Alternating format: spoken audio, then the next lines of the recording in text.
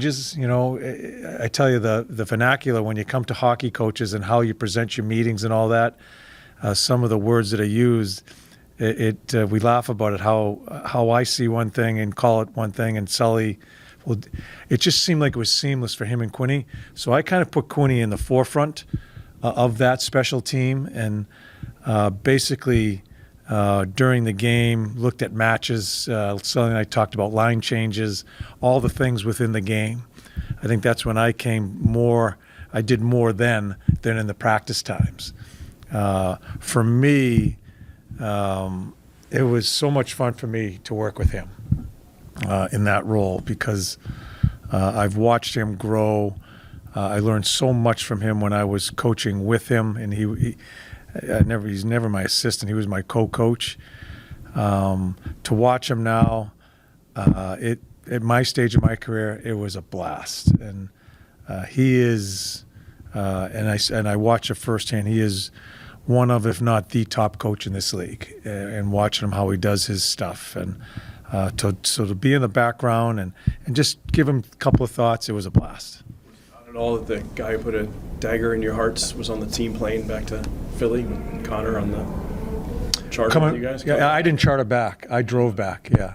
And yeah, I drove back. I was planning to drive back anyway, but when I knew a bunch of Canadians were going to be on there, I was definitely driving back. So I left pretty early in the morning, and they took the charter, yeah. You've obviously talked about how the culture in the room, you like how it is right now. How does that help when you got two new guys coming in? You know, what happens maybe with a good room that it allows two new guys to maybe come in and hopefully thrive? Yeah, and the two new guys seem like to be all the reports we've gotten. They're two really good guys, and energy, and yeah, and you can see it right away.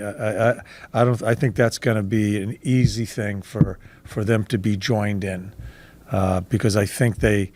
At this time of year, I think to get new blood in and the energy that they both bring, I think it's a really good time for our club. Grinding away, trying to stay in the hunt and just the dog days of it. To get new blood, and I watched them play. Really, they're both of them in their first game together.